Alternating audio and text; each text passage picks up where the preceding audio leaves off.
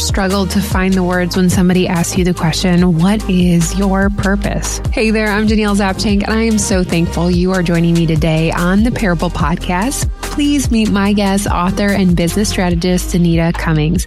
She shares about having trust in God when we are not fully seeing what is up ahead. And if we can strive to live in the promises every day, then there is an opportunity for us to then lead from the promise. And what does that look like for your teams and your organizations and your families? Because you are no longer living in a scarcity mindset. We're no longer living in this place. We are living in the promises of God, and we're leading people through them. Here's my conversation with Danita Cummins.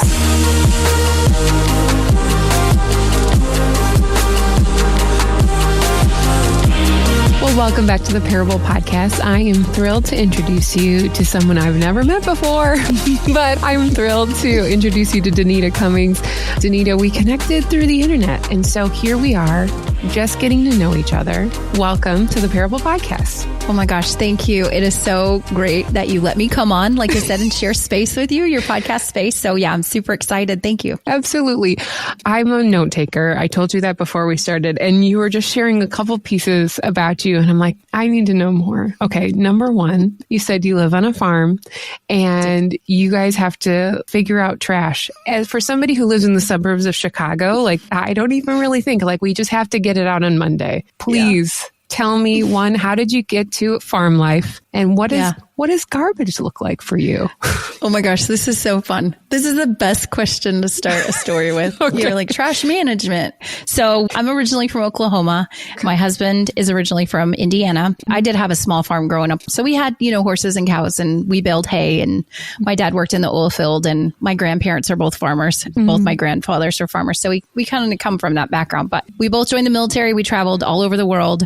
I moved 26 times before we got to the farm, not including my own deployments and things when I was an active duty Air Force in the service, and then also as a Department of Army civilian. And so we finally kind of made roots in North Carolina. So that's where we are now. My husband had always wanted land. And I didn't really care, where we lived. And I think because we had just moved around so much, I'd never really attached to like a place, really, a home or whatever, and never really saw that as something that was super important to me. A safe place for sure, but not really a specific home with land and things. But he always had this dream since the time he was little that he would have a place. And he has 8 brothers, so he's a baby of 9 boys. And so he grew up with a big family, and he loves families. And so he always wanted a place where people could come home to.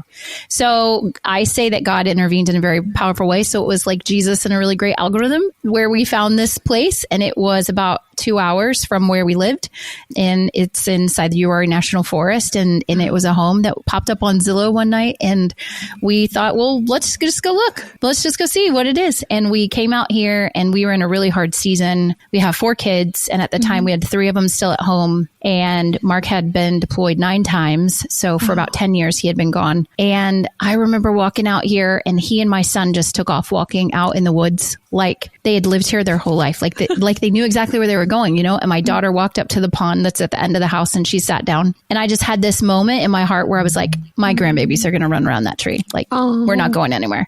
And so I looked at the realtor and I said, so do we like put in an offer, or like, we didn't have an agent or anything.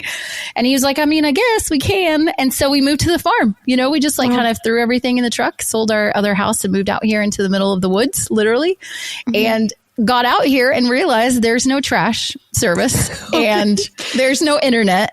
There's no, we do have, obviously water and power, but it was just this huge transition. So as we were sharing before, like it's all the things that you don't really think of. Our like suburban lawnmower died the first year it was out here because they're just not made, they're made for small yards. They're not made for a woodland whatever. So it's been a learning experience as we've come out to the farm, and we're like, oh, this is why people do this. You have to kind of be a professional here. But anyway, it's been really good. We love it. Yeah. I love that when you walked out and you were just there for the first time, that you had that vision of God's like, this is your space. I think that's so beautiful. And just like how God like moves us into these like new spaces and new areas, especially when you said that you were deployed in multiple areas. You moved 20, did you say 26 or 29? 26. 26 times. So now creating this space is lovely. Did you and your husband meet while you were both serving in the military?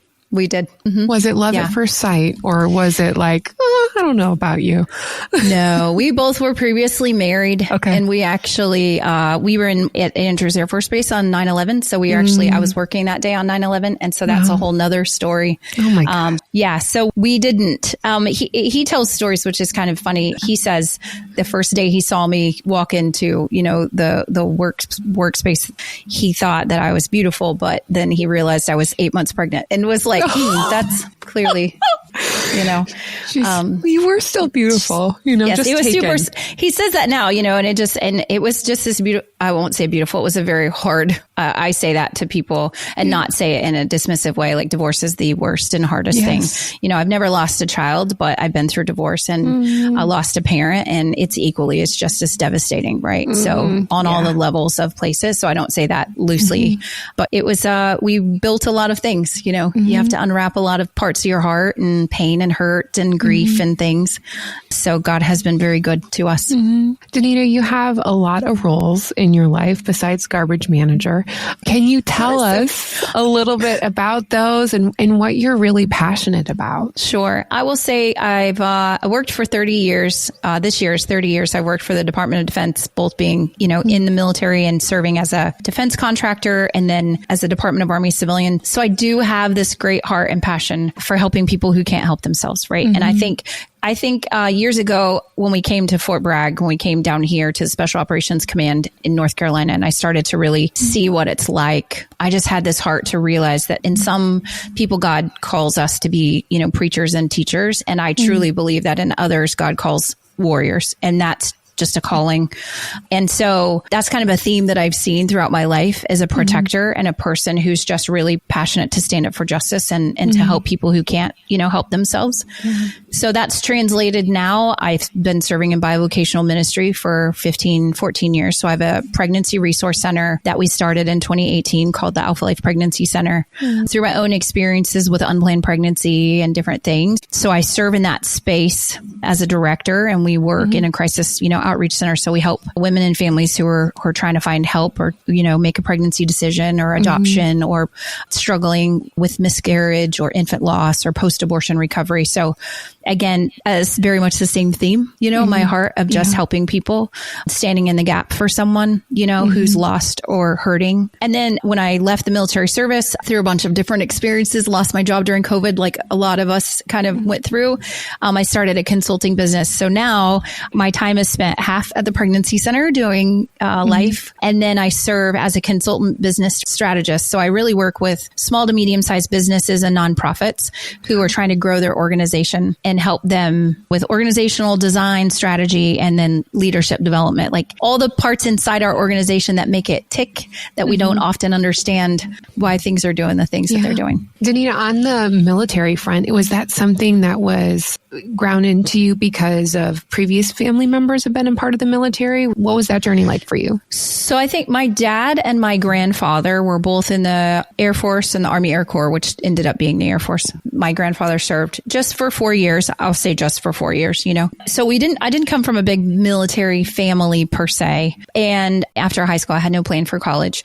No one in my family other than my father had ever even graduated from high school. So I was the only other person to ever graduate. So college just wasn't something that our family did. We were very much like, work in the oil field, work in the farm. College isn't something that we do.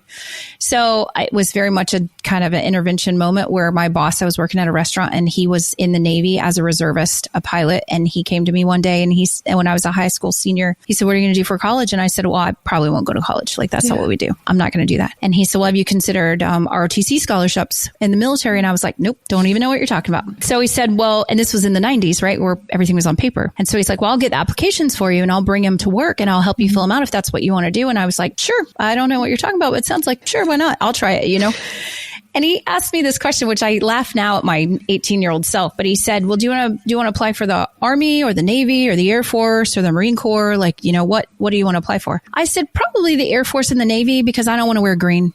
And he was like, okay. Okay. And that's how I tell people, like, that's how I got in the Air Force. I applied for ROTC scholarship because I didn't want to wear green and ended up wearing green my entire Air Force career because that's what our uniform was. And didn't get the ROTC scholarship. And then at the time I was waiting for the selection notification. An Air Force recruiter called and said, hey, would you be interested in joining the Air Force? And I said, I actually am. I'm awaiting for an award notice. And so I went in and saw him and same thing, had no idea what I was doing and signed up. And on my 18th birthday, he came to my house. I was still a senior in high school and I signed my own enlistment papers. And then I found out I didn't get the award notice. So my whole rest of my senior year, I just knew that I was going to go into the Air Force and do something. Yeah. So graduated from high school and spent the summer at home working. And then October of 95, I jumped on a plane and flew away. Yeah. And how long were you in the military? I was active duty for 8.5 years. And then I was in the Air Force Reserves for a year. And then I was a defense contractor for about 8 years off and on. And then I spent 6 years as a Department of Army civilian. So I went back into the civil service as a Department of Army civilian and then had enough time that I could take deferred retirement. So I took deferred retirement from the Army in 2020. Thank you for your service. Oh, thank you so much. So now knowing that you chose the Air Force, what would be something that you could tell your 19, your 18-year-old self? Like what, after you've experienced all of that and you have ended your service, you'd be like, hey, I wish I could have gone back and told you this. Man, I think I'm in this season of my life because I just turned 48 in December. And I am just now at the place in my life where I'm trusting my voice and trusting, obviously, that God is who he says he is, that his promises are true, that they are for me. But if there is anything that I could go back in all the years, because it was like the first time she joined the military, the first time she became a new mom, the first time she, almost lost her house in foreclosure, the first time she deployed, all the things. I mean, that would be the thing I think that I would go back and tell her over and over and over again. Trust that he is good. Trust your voice. Trust your heart. Trust that you have the right things that you need today. And unapologetically. Right now at this place, I'm in this season of my life where I'm all about taking back what the enemy stole from generational sin, from my family, from people in my life, from myself, like the lies that the enemy has stolen. So I'm just like ruthlessly unapologetic about who we are in him, who God is, what his word says, what his promises are. And I wish I could have just whispered that to her soul, Ruthlessly unapologetic. That could be the next book, Danita. Well, that's good. I'm glad you're recording this. All right. Well, before we jump into your parable story, I feel like there needs to be like this fun fact that we need to hear about because it brought me great joy. There was a part in your book that just came out about your superpower. I think many girls would want to do this as well. What was your superpower? That I would secretly become a mermaid. That's my superpower. Yeah. Time travel would be really cool too. But secretly, I would really love to be a mermaid. I'm really holding out. I'm just waiting for one day I'm going to wake up and be singing and have a tail fin. I think that's because at least I am 42. I always forget my age. But Ariel, that was like the first Disney movie that I saw. I'm just like, this is fantastic. And our daughter is 15. She loved mermaids. Even when she was growing up, she had like a mermaid tail, like that she wore in the pool. There's like fancy ones you can get out. People I see, you can like train your lungs to be able to go underwater for a while. Some of those fun things, like when we think about heaven someday, I'm like, I think it's going to happen. Maybe we can. That's so good. I didn't even think about that. Look, I'm going to have like a whole new journal segment now I have these questions about what heaven will be like for sure all the time, where I'm kind of like, is this what heaven is going to be like? What is heaven going to be like? That would be a beautiful thing, wouldn't it? Like that would be. It would how be. Free that would be. All right. Well, the whole point of the Parable podcast is letting people know that their story matters. And I think we have all these moments and times, all these stories, like even everything that you just said, like that create these concepts and these ideas of like, oh yeah, like God's been walking alongside of me through this part when I was 19 and signing those ROTC papers, is on the farm of like hearing those whispers of what God is doing in my life and building the space for my family. So Danita, I'd love for you to share with us one of your parable stories today.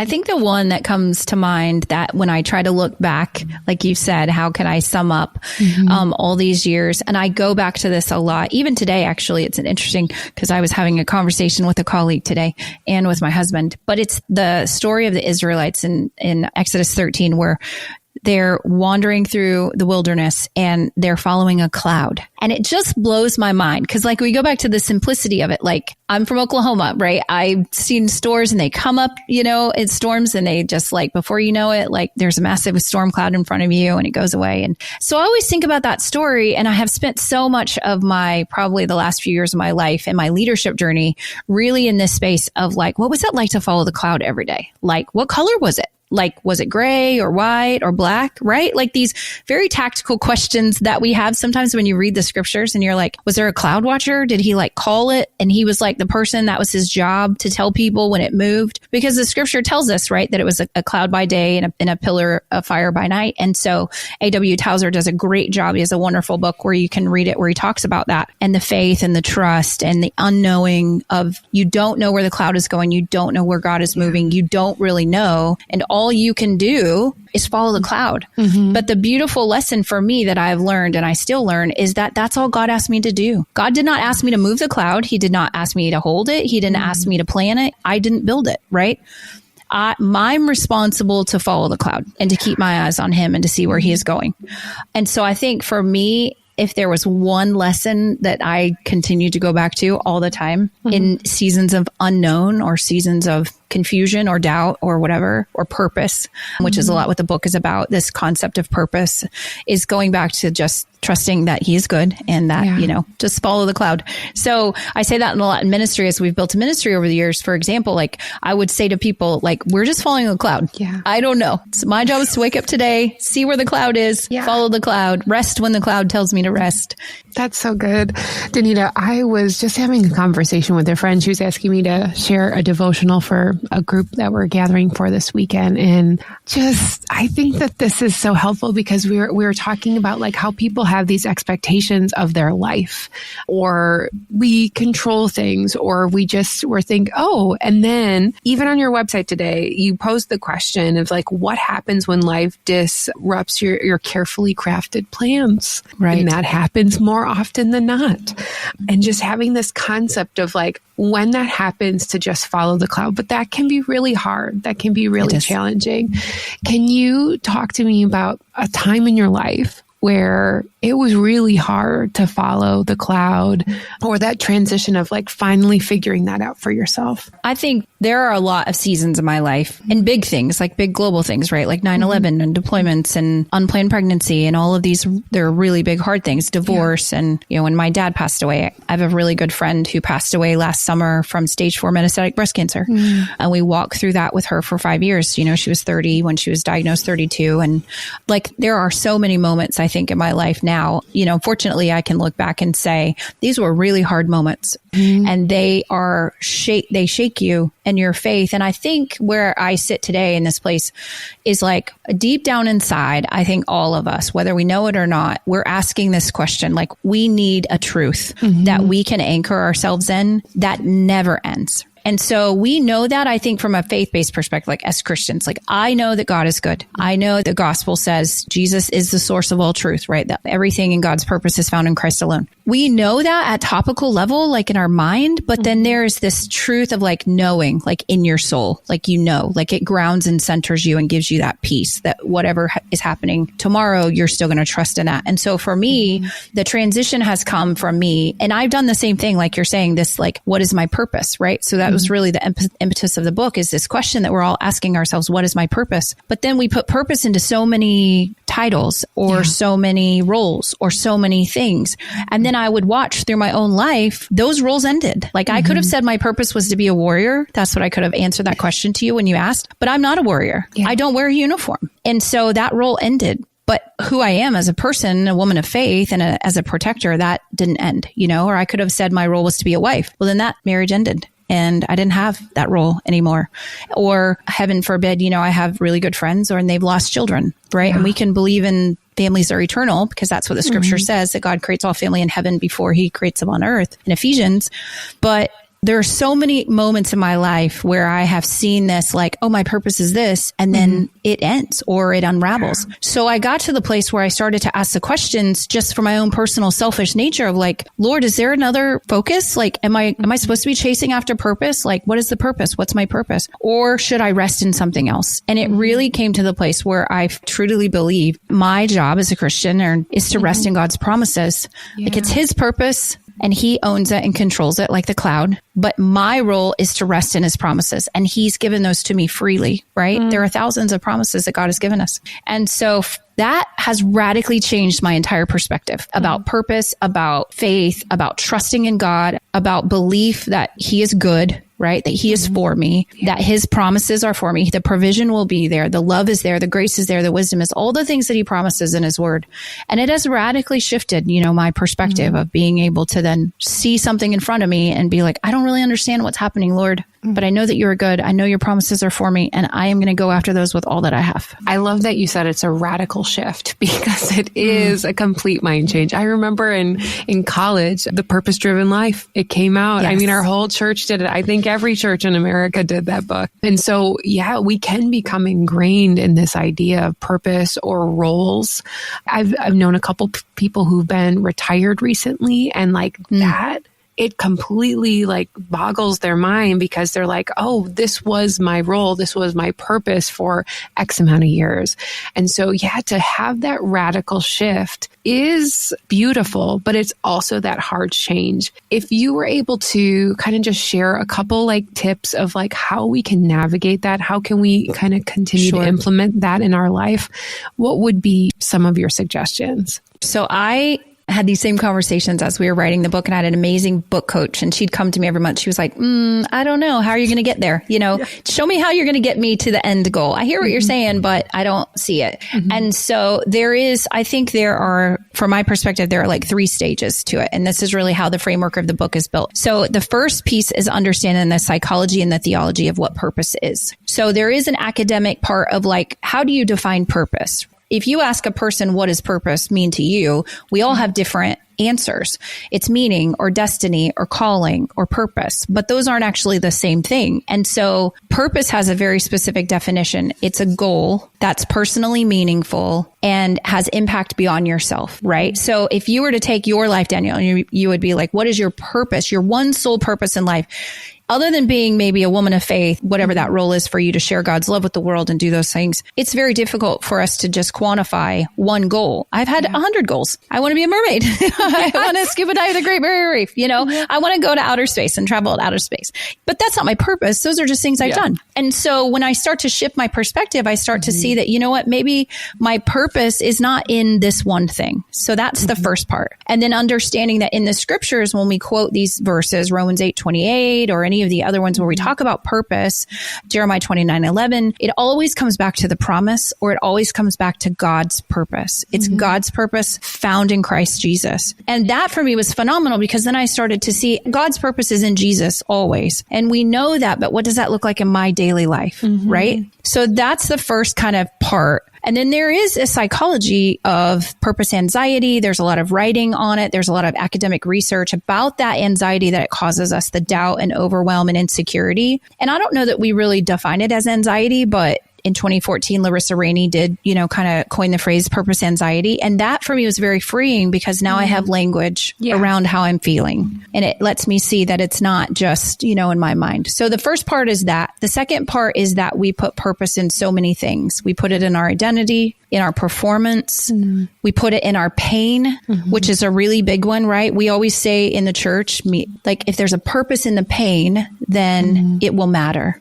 Or if I can use this to help someone else, then that must be why God brought me through this thing. And there's truth to that, I think, in terms of helping someone else, right? Offering your pain. But it is more important, I think, for us to see the Father's heart always. And then the third part of that, so once you've worked through those pieces, which I'm not saying is easy, those are big things, right? So that was kind of, how do we break this down into guideposts where people can kind of walk down their own purpose road, stop along the way. There's a workbook section at the end of each part of the book that for that reason, to help you kind of unwrap, okay, what do I think now? And then the third part of that is what are the promises of God? Like I didn't know before I started the study for the book. I'd never studied the promises of God.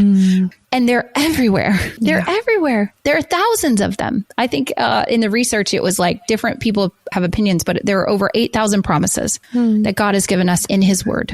And so for me, that's just phenomenal to be like, the promises are everywhere and I miss them.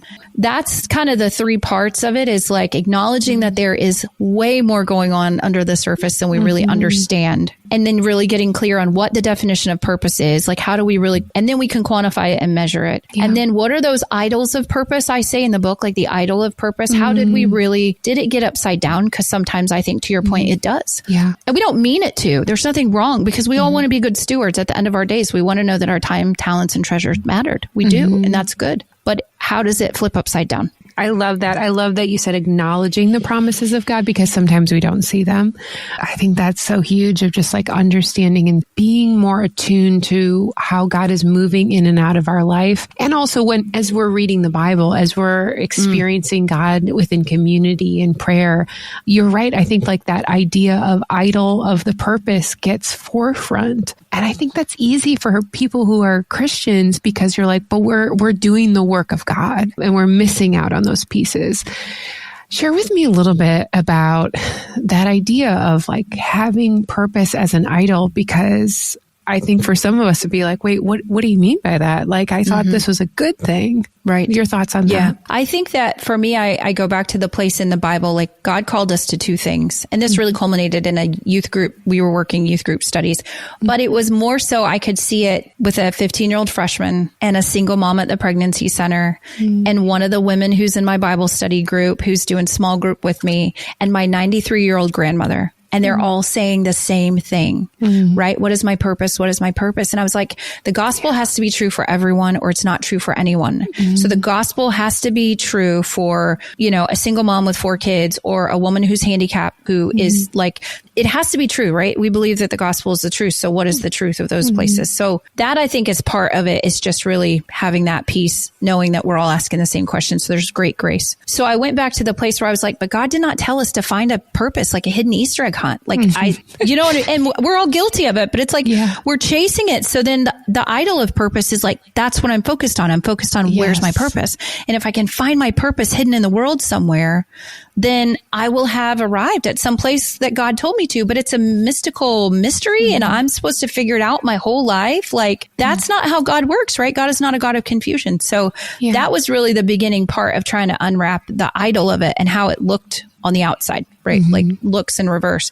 So then the alternative was, well, God called us to love him with our heart, soul, mind, and strength. We learned that first in the Shema and Deuteronomy, and then we find it again in Jesus' teaching, right? So we have the same message: love me with your heart, soul, mind, and strength, and love your neighbor as yourself. And so it's like, you're going to spend your whole life loving God. You will, because every single moment you're going to pick something up and put it down. You're going to grieve. You're going to lament. You're going to hurt. You're going to have joy. Like, that's a lifelong journey. And then you can love your neighbor as yourself in a billion different ways every single day. There's someone in front of you every single day. And so if we're super hyper focused on purpose, it's almost that analogy where someone is standing in front of you today suffering and they need something. And you're like, well, I know, but I've got to find my purpose first. I'll come back and let you know when I'm done. I was like, what are we doing? I think that's at a big level, the idol of purpose. That's how I see it gets upside down, because I have a heart for suffering of people. So, and then, like I said, the second part, how does that manifest itself? It really does come down to, I think, a lot in our identity of Christ, because that's where the enemy attacks us the most, is our identity.